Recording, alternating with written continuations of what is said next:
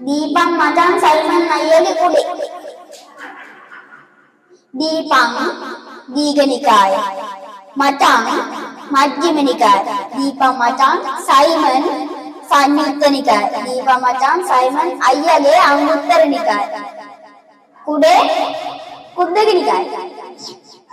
අපි පිළිවෙනේ පාඩම් කරන්න ඕනේ. ඔය එනවනේ අපිට පාඩම් කරන්න. ඔන්න දැන් ඔන්න ඒක මතක තියාගන්න ලේසි ක්‍රමයක් කියලා දෙන්නම්. මොකද්ද? දීපං මචං සයිමන් අයියගේ කුඩේ. මතක තියාගන්න නෑ හොඳේ. හරිද? දීපං මචං සයිමන් අයියගේ කුඩේ.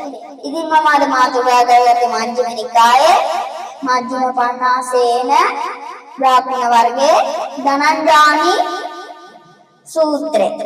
මම අර කලින් මාතෘකා කරගන්න දෙන පාඩේ තමයි නමේසෝ සාරිපුත්ත කමනියං නයාපනියං බාලධාමේ දුක්ඛ වේදනා පටිච්චසමුප්පාදිනා අභික්ඛමන්තේ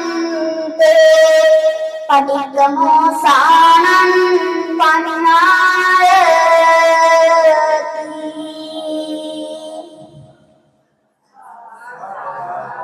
නමේසේ සාරිපුත්ත කමනියං නයාපනියං.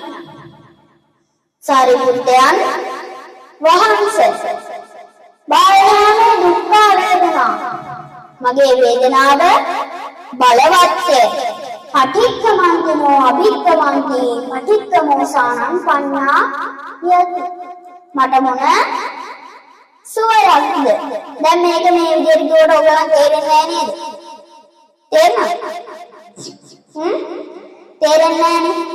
හැබැයි මේ පාඩේ නිධාන කතාව නේද? හරියට නම් තේරෙන්නේ. නිධාන කතාව කියන්න දෙපාද. ඔන්න ඕගොල්ලන් කැමති අනුව කියන්නේ. ඔන්න නම් කියන්නේ පින්නතනේ බුදුරජාණන් වහන්සේ සරත් නුවර ජේතවනාරාමයේ වැඩ සිටින කාලේ දක්ඛිණගිරි පර්වතය කියලා විශාල පර්වතයක් තිබුණා. මොකද්ද? දක්ඛිණගිරි පර්වතය කියලා විශාල පර්වතයක් තිබුණා. ඉතින් පින්නතනේ මේ පර්වතයේ පාමුල ගමක ඉඳලා මිනිස්සේ ආවා බුදුහාමුදුරන්ගෙන් පැවිදි බව ලබන්න. ඉතින් මේ මිනිස්සේ ආවේ බුදුහාමුදුරන්